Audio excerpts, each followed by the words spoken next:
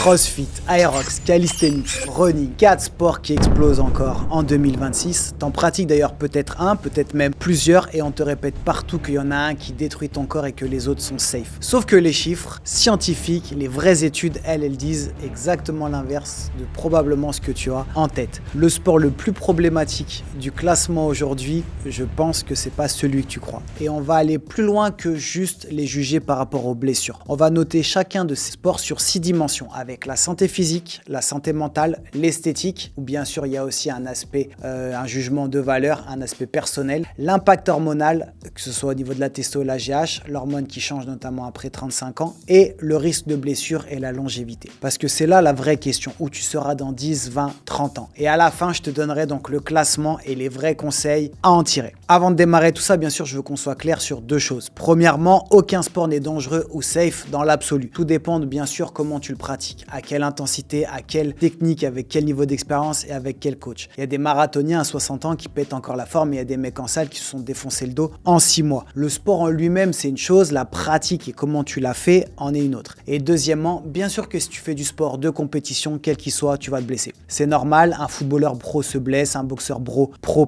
se blesse, un haltérophile se blesse aussi. Le haut niveau, c'est jamais safe. Donc ce qu'on va voir aujourd'hui, c'est les sports pratiqués par monsieur et madame tout le monde. Toi, moi, le mec qui veut juste être en forme et progresser. Et un petit point sur le système hormonal avant de commencer parce que ça va revenir tout au long de cette vidéo. La testostérone et l'hormone de croissance, c'est ce qui régule ton énergie, ta libido, ta récupération, ta prise de muscle, ton humeur. Et tu le sais sûrement, mais après 30 ans, ça commence à baisser naturellement. Et après, ça s'accélère après 35, 40, 50 ans, etc. Et le sport que tu vas choisir et que tu as peut-être déjà choisi va soit booster ces hormones, soit les flinguer. Et c'est un critère que peu de personnes analysent, mais alors qu'il est vraiment crucial. Pour démarrer, sport numéro 1, on va analyser le CrossFit. Pourquoi? Parce que le CrossFit, c'est un peu le suspect parfait sur les blessures, on l'entend souvent. Et tu allumes Instagram, tu regardes un truc et tu vois direct le CrossFit, ça te détruit. Regarde le dos de cette fille, ça c'est trop dangereux. Donc, basons-nous sur les vraies études. Au niveau de la santé physique, déjà, le CrossFit, c'est excellent. Une étude française a montré que sur 664 pratiquants, amélioration de VO2 max de près de 14% en 10 semaines. Une étude du CHU de Clermont en 2022 a montré plus 25% sur la force musculaire, 15% au niveau cardio-respiratoire en 12 semaines. Bref, tu travailles ton cœur, tu travailles tes muscles, ta puissance, ta mobilité, explosivité. C'est ultra complet. Pour moi, je mets donc un bon 9 sur 10 sur la santé physique. Pour la santé mentale, c'est aussi un des grands atouts du CrossFit. C'est le taux d'adhérents dépasse 80% à 6 mois, contre 50 à 60% on va dire pour les salles de muscu classiques. Pourquoi? Parce que pour moi, la boxe CrossFit, elle remplit ce besoin d'appartenance qu'ont les humains, de se sentir compris, entouré, partagé, quelque chose avec quelqu'un d'autre. C'est hyper puissant sur le marketing, mais ça aide aussi à sentir les gens entourés, membres d'une communauté. Donc je pense que là-dessus, ils ont tout bon. Niveau esthétique, c'est quand même un physique athlétique fonctionnel, sec, bon ratio masse maigre, masse grasse, mais tu construis plus un objectif athlète que vraiment esthétique. Donc tu as parfois des asymétries, le focus n'est pas vraiment comme je disais sur l'esthétique. Ça se voit que généralement tu vois les pecs un peu sous-développés par rapport aux épaules et une posture un peu moins équilibrée. C'est pour ça que je mets entre guillemets que 8 sur 10. Au niveau de l'impact hormonal, le CrossFit est l'un des meilleurs sports pour booster ta testostérone et ton hormone de croissance. Pourquoi? Parce qu'il combine aussi deux déclencheurs hormonaux clés. 1. Les charges lourdes, que ce soit sur des mouvements composés squat, soulevé de terre, du clean, etc. Et des efforts brefs et intenses en mode HIIT. Et les études, elles insistent là-dessus. Soulever lourd avec un volume élevé sur des mouvements composés, c'est ce qui booste le plus la testo. Et les efforts type HIIT, les sprints ou même les WOD, ce genre de choses qu'on peut faire en CrossFit, c'est exactement ce qui libère aussi le plus d'hormones de croissance. Pour moi, le seul piège du CrossFit, c'est vraiment le côté hormonal si tu en abuses trop. Les WOD trop longs, etc., trop fréquents, c'est l'inverse. Ton cortisol explose et ta testo chute. Donc, il faut bien le pratiquer. Donc, je mets une note de 8 sur 10 sur le système hormonal. Maintenant, au niveau des blessures, je vais mettre un 6 sur 10. Tu vas comprendre pourquoi. Quasi 20% de taux de blessures annuels selon une étude américaine. 2,3 blessures pour 100 heures de pratique en France. D'ailleurs, juste petite parenthèse, je te mets un court extrait et on débrief. Déjà, il faut savoir qu'en musculation, le taux de blessure, c'est 0,5 blessures pour 1000 heures pratique. 0,5. Attends, qui c'est dit?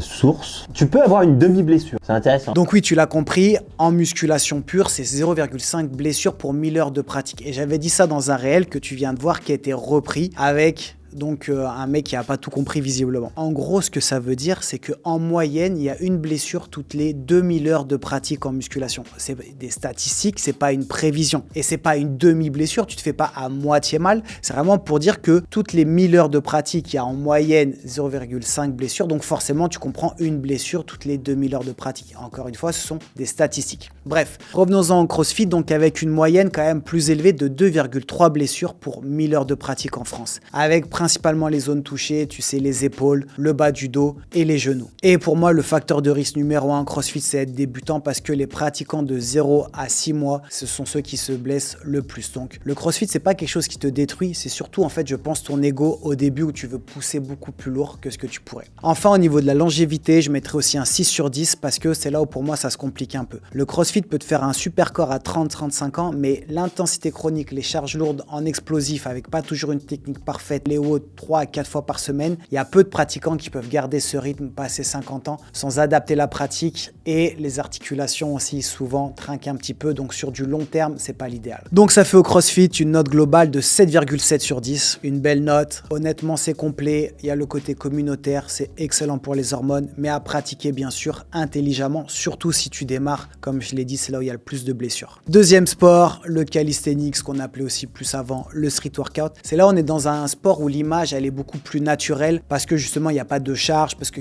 c'est quelque chose qui se fait dehors, c'est juste au poids du corps. Donc, est-ce que pour autant c'est safe? On va le voir juste après. Au niveau de la santé physique, je mettrai que 6 sur 10. Tu vas voir, c'est excellent pour la force relative et le contrôle moteur. Tu as une mobilité au top, etc. Mais le cardio est quand même limité, sauf si tu fais du 8 à côté. Et surtout, pour moi, le gros défaut, c'est le bas du corps où c'est très peu développé. Souvent, les jambes sont beaucoup moins travaillées dans le calisthénique pur. Et du coup, c'est un sport qui est déséquilibré côté physique. Au niveau de la santé mentale, maintenant, je mettrai la note de 7 sur 10. C'est bonne ambiance dans les parcs, c'est une communauté en général quand même qui est soudée. Beaucoup d'entraide, de valorisation quand tu réussis notamment une nouvelle figure comme un muscle-up, un drapeau, la planche, etc. Donc, il y a quand même ce côté communautaire entraide. L'inconvénient, par contre, c'est que les progressions sont assez lentes. Ça décourage donc forcément beaucoup de débutants et la plupart arrêtent, 80% je crois, arrêtent dans les 3 premiers mois. Au niveau esthétique, 7 sur 10, c'est un physique sec, athlétique, esthétique sur le haut du corps, mais encore une fois, les jambes, pour moi, c'est la faiblesse majeure. Tu as un torse qui peut être vraiment en V, les photos rendent super bien, mais ça manque un petit peu d'épaisseur d'une manière générale et surtout, ça va manquer au niveau des jambes. C'est pour ça qu'il n'y a pas une note un peu supérieure. Maintenant, au niveau de l'impact hormonal, je mets aussi 6 sur 10 parce que pour moi, c'est mitigé. Côté positif, le calisthenics travaille en intensité avec des mouvements composés au poids du corps, donc ça stimule quand même ta testo, ta GH. Mais c'est quand même un gros négatif. Encore une fois, tu sais que les études le prouvent, pour booster la testostérone au maximum, il faut aussi soulever lourd, avoir des mouvements polyarticulaires comme du squat, du soulevé de terre. Et là, en calisthenics, c'est ce qui va manquer un petit peu. Tu peux pas vraiment monter en charge, c'est difficile d'augmenter progressivement. Et le manque de travail, notamment sur le bas du corps, fait que tu rates vraiment le plus gros boost hormonal que tu pourrais avoir de manière naturelle. Tu sais que les exos sur les jambes sont importants parce que ce sont des gros groupes musculaires et c'est eux qui déclenchent le plus la réponse hormonale. Maintenant, au niveau des blessures, comme je l'ai dit, c'est un sport qui peut paraître safe. Et je mettrai quand même que la note de 6 sur 10. Pourquoi ? Parce que en vrai, il y a quand même des zones qui sont dangereuses, notamment au niveau des poignets sur les équilibres, ce genre de choses, les coudes sur les tractions, les dips, bref, tu peux avoir des blessures vraiment propres à la pratique, les épaules notamment avec la coiffe des rotateurs. Et vraiment, pour moi, c'est la chute. Pour en avoir fait un tout petit peu, j'ai essayé une fois à Malte, j'avais un beau bleu sur la cheville parce que typiquement, quand tu veux tester un peu des trucs, tu as quand même de bonnes chances de temps en temps de te mettre une bonne boîte et tu peux te faire mal. Enfin, au niveau de la longévité, je mettrai un bon 7 sur 10. Pourquoi ? Parce que tu préserves quand même très bien ta mobilité, tu as peu de compression au niveau vertébral, etc. avec justement l'absence de charge trop lourde, mais tu as une usure tendineuse qui est quand même assez importante et ça se ressent chez les gens qui le pratiquent depuis longtemps. Et ça manque un petit peu de stimulation osseuse justement pour améliorer, avoir une note vraiment plus complète. Toujours un peu la même chose, c'est vraiment le manque de travail au niveau des membres inférieurs fait que ça limite les notes. Donc une moyenne générale à 6,5. C'est pour moi un peu sous-estimé sur les risques, c'est faussement safe et c'est vraiment trop incomplet par rapport au travail des jambes. Donc du coup, ça te limite aussi sur le côté hormonal. Encore une fois, là, c'est en prenant uniquement un sport à la fois et bien sûr que c'est aussi mon avis et un jugement de valeur. Troisième sport, l'aérox. Très tendance là depuis 1 an ou 2 et on va dire tout le monde s'y met, même les salles de sport. Voilà, il y a de plus en plus d'ambiance, etc. J'ai plein de potes qui en ont fait récemment. Alex en a fait un d'ailleurs aussi récemment. Et le marketing te dit vraiment que c'est accessible à tous et peu risqué. Donc on va voir un petit peu les chiffres ensemble. Déjà, sur le niveau de la santé physique, je mettrais un bon 8 sur 10. C'est quand même assez complet, mais c'est vrai que l'Aerox, c'est quand même plus du cardio et de l'endurance musculaire. Vraiment, dedans, il n'y a pas de force. Tu pousses un sled, tu tires une fois le sled, tu rames, mais voilà, tu fais quand même des choses qui sont beaucoup plus sur du cardio et de l'endurance musculaire. Il n'y a pas vraiment de mouvement de force pure. Du côté santé physique, c'est donc super solide d'un point de vue de VO2 max. La composition corporelle va s'améliorer, l'endurance musculaire, elle va être au top, mais tu ne construis pas assez pour moi de force max ni de vraie masse musculaire. Tu construis un moteur qui dure longtemps à intensité modérée. Donc c'est pour ça que je mets pas une note meilleure. Au niveau de la santé mentale, je mettrais aussi 8 sur 10. Pareil, communauté en pleine expansion, c'est vraiment au niveau de l'ambiance, ce genre de choses, dépassement de soi que les gens aiment. C'est un peu pour moi comme le CrossFit, ce qu'il a su faire il y a quelques années. Il apporte une notion de groupe, d'appartenance qui rassure et qui rassemble les gens. Donc ça va au-delà du sport. Au niveau de l'esthétique, je mettrais un 7 sur 10. C'est un physique d'athlète hybride, sec, fonctionnel, mais le volume cardio élevé bouffe pour moi une partie de la masse musculaire. Tu n'auras pas le physique d'un bodybuilder, ni celui d'un coureur, mais tu seras vraiment entre les deux. Pour moi, ça va manquer justement quand même un petit peu de masse pour avoir une note supérieure. Au niveau hormonal maintenant, je mettrais entre guillemets que 6 sur 10. C'est là où il y a un paradoxe intéressant, c'est que d'un côté, l'Aerox c'est super positif et de l'autre, au niveau hormonal, il y a des côtés négatifs. Point positif, effort fonctionnel intense, le côté HIIT entre les stations, etc. C'est bon pour l'hormone de croissance. Tu fais du burpees, des wall balls, tu vas déclencher une bonne réponse hormonale. Mais le côté négatif, notamment si tu t'entraînes très souvent sur le même type d'effort, les 8 km de course cumulée, c'est beaucoup si tu fais ça de manière trop répétée dans la semaine. Tu le sais, le cardio prolongé fait monter le cortisol et ça fait baisser du coup la production de testostérone. Juste petite parenthèse, mais les études elles sont claires là-dessus. Les marathoniens et les athlètes d'endurance ont des taux de testostérone plus faibles que la moyenne. Donc c'est un peu contre-productif sur ce point-là. Et l'Aerox, donc par le volume quand même de cardio important, se rapproche un petit peu de cette zone. Donc pour moi, c'est mitigé, tu vois, c'est pas un boost majeur au niveau hormonal ni une catastrophe.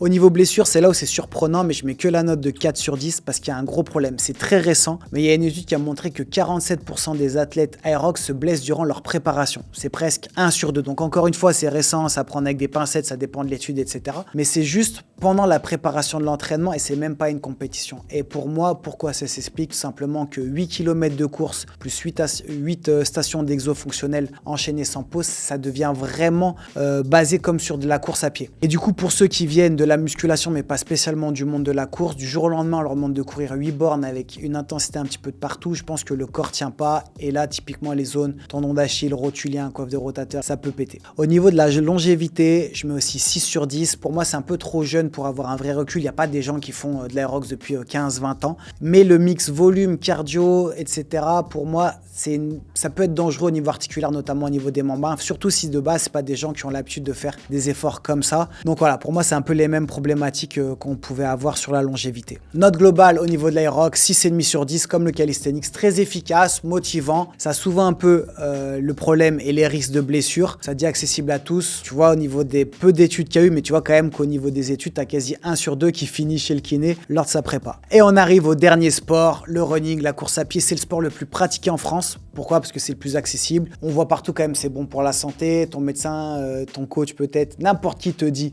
fais du footing, c'est bon pour le cœur. Donc il y a une part de vrai, mais on va voir qu'il y a beaucoup de choses auxquelles il faut faire attention. Je t'ai dit en intro, le sport le plus problématique, c'est pas celui que tu penses. Accroche-toi parce que c'est peut-être bien celui-ci. Santé physique, je mets quand même un bon 7 sur 10. Voilà. Côté cardiovasculaire pur, le running c'est 10 sur 10, c'est le plus simple à faire et tu peux vraiment développer ta santé. Par contre, c'est vrai que ça va travailler vraiment que ton cœur, ta VO2 max, ta pression artérielle, ta sensibilité à l'insuline. Mais c'est pas complet parce que tu l'as compris, tu travailles pas du tout. Non seulement le haut du corps, tu travailles pas les pecs, tu travailles pas le dos, si tu travailles pas de gainage, tu n'en fais pas en parallèle, les bras. Donc tu peux pas avoir un corps vraiment complet en faisant uniquement du running. Et pire, tu peux même créer des blessures au niveau du dos. C'est pour ça que souvent, les gens ils sont obligés de compléter avec d'autres choses ou du kiné justement parce qu'ils ont des problèmes de dos. La musculation donc posturale, elle est pas assez stimulée, tu travailles pas assez le haut du corps et tu ne travailles pas aussi assez en force. Non seulement le haut du corps, mais aussi le bas du corps. Donc en gros, tu perds du gras, mais tu perds aussi une partie de muscle, qu'on appelle la sarcopénie, accélère chez les coureurs purs après 40 ans. Cette fonte musculaire que tout le monde a avec le temps, elle a accéléré si tu fais que courir. Donc tu as un cœur vraiment en béton, mais tu as un corps qui est pas au top. Maintenant, au niveau de la santé mentale, j'ai mis un 10 sur 10. Je trouve que c'est top du top. Pour aimer aussi, moi, courir, je trouve que c'est quand même kiffant pour s'aérer la tête. Donc voilà, je trouve que c'est vraiment top. Une étude clinique a montré d'ailleurs que la course à pied avait une efficacité similaire aux antidépresseurs sur 16 semaines. Donc pour te dire qu'en fait vraiment ça a des bienfaits. L'effet bien sûr un peu méditatif, je sais pas si tu aimes courir, mais voilà, tu as ce contact, si tu vas courir en nature, c'est très facile à faire, tu mets une basket, tu sors, tu as cette production d'endorphine. C'est pour ça d'ailleurs que c'est un peu comme si tu étais dopé, ce qu'on appelle le runner's high. C'est une vraie réalité, c'est que vraiment tu deviens accro à cette sensation quand tu cours. L'inconvénient maintenant au niveau esthétique, que 3 sur 10, on va être honnête, c'est pas le sport qui donne les plus beaux physiques, tu as tendance à être quand même très fin. Tu as peu de masse musculaire d'une manière générale, toujours pareil quand c'est poussé à l'extrême, avec des jambes plutôt fines et un haut du corps plutôt fin aussi. Sauf bien sûr, là je parle du running long, si tu es un sprinter, d'accord? Si tu fais de la course sprint ou courte, bien sûr que c'est différent. Donc ça fait des silhouettes plutôt maigres, plutôt qu'athlétiques. C'est le sport qui te fait perdre du gras, mais aussi une partie un petit peu de muscle, donc tu finis assez sec, mais voilà, sans gros volume. Et ça se voit, on regarde la différence entre un marathonien et un sprinter, tu vois bien la différence. Un marathonien sera très fin, qu'un sprinter quand même aura des grosses cuisses et généralement même aussi un haut du corps, mais c'est pour d'autres raisons. Ensuite, l'impact hormonal, je mets aussi que 3 sur 10, ça fait mal, mais parce qu'en fait, surtout chez les mecs, donc passé 35 ans, comme moi, le running longue distance est un des pires sports pour ta testostérone. En fait, c'est pour ça qu'il faut faire attention par rapport à ça, c'est que les études, elles sont sans appel. Ça montre que les marathoniens, les cyclistes, les gens qui font des efforts longs ont des taux de testostérone plus faibles que la moyenne. J'en parlais tout à l'heure, mais pourquoi? Parce qu'en fait, le cardio prolongé déclenche une cascade hormonale catastrophique. En gros, ton cortisol, l'hormone du stress, monte en flèche. Et ça, le problème, c'est que plus tu fais des sorties longues et fréquentes, plus le cortisol monte et ça bloque cette production de testostérone. D'où l'importance de faire attention par rapport à ça. Et plus tu fabriques du cortisol,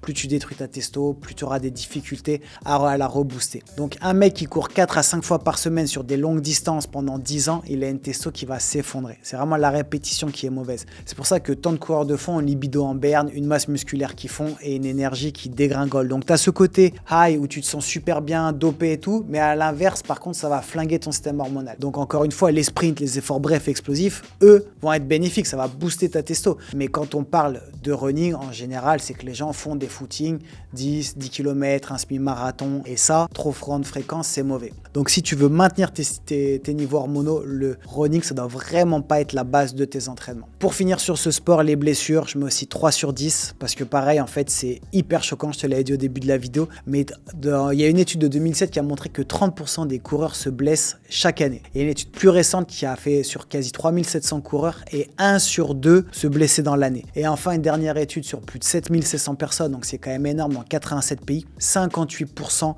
se blessaient après 1000 km et quasi 70% après 2 km de course. Donc pour un sport qui paraît anodin et facile comme ça, il y a quand même énormément de blessures. Et d'ailleurs, si tu prépares un marathon, taux de blessure atteint 90%. Ça veut dire que 9 marathoniens sur 10 se blessent en préparant leur course. C'est juste énorme. Pourquoi? Parce qu'en fait, c'est pas des blessures graves, mais c'est souvent de la surutilisation. Pas un accident, vraiment juste de l'accumulation où les tendons en fait, n'arrivent plus à encaisser ce surentraînement. Au niveau de la longévité, je mets un 6 sur 10. C'est excellent pour le cœur, bien sûr, sur le long terme. Mais encore une fois, au niveau articulaire, ça va être mauvais au niveau genou, hanche, le dos, trop de répétitions sur des articulations. Et l'absence, bien sûr, de renforcement musculaire, l'absence, en fait, d'autres choses fait que tu as une sarcopénie, une perte musculaire qui arrive plus vite. Et donc, forcément, ça met une note moins importante. Note globale, au final, du running, c'est seulement 5,3 sur 10. Donc, comme je l'ai dit au début, c'est surprenant, mais c'est celui qui arrive dernier parce que d'un point de vue longévité, d'un point de vue blessure, voilà, c'est pas aussi bien qu'on pourrait le penser. Et c'est souvent ce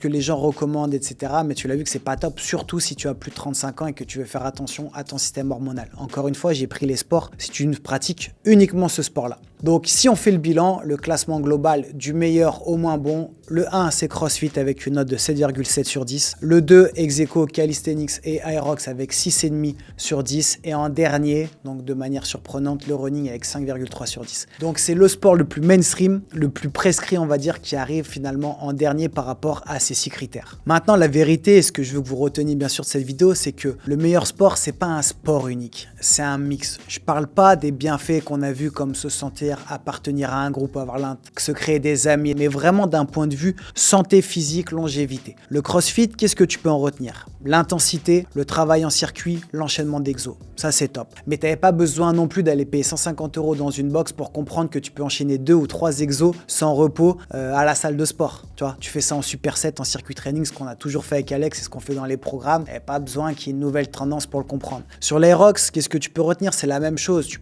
te rends compte que tu peux mixer du cardio et de la musculation dans la même séance, mais tu n'as pas forcément besoin de payer 90 balles une compète, sauf encore une fois si tu aimes l'émulation, si tu as besoin qu'on te pousse, de te sentir appartenir à quelque chose, etc. Mais sinon, enchaîner ça, tu peux le faire aussi bien sûr sur un entraînement classique. Au niveau du calisthenics, important le travail au poids du corps, la connexion au corps, ce qu'on va dire le côté fonctionnel. C'est important de par exemple intégrer 2 à 3 mouvements dans tes séances d'entraînement, que ce soit des tractions, des dips, gainage et si t'aimes aussi plus des figures. Et enfin au niveau du running, c'est vraiment le côté évasion, santé cardio, l'effet mental. Si tu cours 1 à 2 fois par semaine en footing et si tu complètes avec des séances peut-être plus intenses sur des distances plus courtes, type 200 mètres, 400 mètres, même en allant jusqu'à du 800 mètres, là ça peut être intéressant. Tu sors, tu te vides la tête, mais tu prépares pas un ultra-marathon toute l'année en continu. Et pour moi, au-dessus de tout ça, bien sûr, c'est construire sa base musculaire avec la muscu, c'est le sport des sports parce que c'est ce qui te donne l'esthétique, si c'est important pour toi, 10 sur 10, la longévité parce que la musculature préserve justement le vieillissement, tu as ce boost hormonal par rapport aux entraînements, tu vas pouvoir faire, en fait, prendre les bienfaits un petit peu de chaque sport, les adapter à toi, à ta tranche d'âge et en profiter. Et après, rien n'empêche de compléter bien sûr avec d'autres choses. Contre les blessures, un corps musclé se blesse beaucoup moins que quelqu'un qui n'est pas musclé. Et une mortalité réduite de 21 à 40% selon les méta-analyses sur 370 000 personnes. Donc la muscu seule, c'est comme le reste, c'est pas suffisant. Il n'y a pas assez de cardio pur. Tu vas me dire, il n'y a peut-être pas assez de mobilité explosive, pas assez de variété. C'est pour ça qu'encore une fois, c'est vraiment important d'être complet, de prendre du plaisir et de se servir un petit peu des bienfaits de chaque sport. Parce qu'au final, le meilleur sport, c'est celui que tu fais réellement pendant des années. Tu vois, ça sert à rien de faire un truc 6 fois par semaine pendant un mois. C'est vraiment ce que tu tiens pendant des années, des décennies. Et il n'y a pas de programme parfait sur le papier si tu kiffes pas. Comme je te l'ai dit, si tu arrêtes au bout de 3 mois, tu retournes sur le canapé à manger des chips, il n'y aura pas eu vraiment d'effet bénéfique. Donc si tu aimes courir le mardi avec un pote, faire ta muscu le mercredi et le vendredi taper un WOD en CrossFit ou un Aerox, c'est top. Ce qui compte, voilà, c'est prendre du plaisir et de pouvoir le tenir sur du long terme. Prends juste conscience que si tu fais des exos uniquement cardio, c'est bien d'intégrer de la musculation. Si tu fais uniquement de la musculation, c'est bien d'intégrer du cardio. Voilà, d'avoir quelque chose le plus complet possible. Bref, pour conclure, tu le sais, mais nous chez Bodytime, c'est exactement la vision qu'on a depuis le début. La musculation, c'est la base, c'est le sport des autres sports et ça nous permet aussi, après d'être un peu plus à l'aise. On va faire des paddles, moi je vais quand même, comme je vous l'ai dit, courir régulièrement et je fais aussi des sorties longues des fois pour le plaisir, etc. Mais j'essaye de contrebalancer. Si tu veux d'ailleurs, tu as 7 jours offerts au niveau du Train 18, tu as juste à cliquer sur le lien ci-dessous. Et comment on l'adapte? Typiquement, moi, dans mes séances, il y a aussi beaucoup de circuit training, beaucoup de parties, on va dire, cardiovasculaires, des charges lourdes, des entraînements un petit peu plus longs. Et j'intègre aussi, justement, comme je l'ai dit, des séances de course à pied. Est-ce que tu vas faire un paddle? Est-ce que tu vas faire un petit peu de natation? Ce genre de choses. Bref, dis-moi dans les commentaires ce que toi, tu fais. Je lirai tous les commentaires. Ça va me permettre un petit peu aussi, moi, d'avoir des statistiques un petit peu plus réelles. Donc, quel sport tu fais? Quelle note, toi, tu mettrais? Et est-ce que tu t'es déjà blessé, etc. C'est intéressant d'avoir vos retours là-dessus. Bref, je te dis à très vite, bien sûr. Garde la pêche.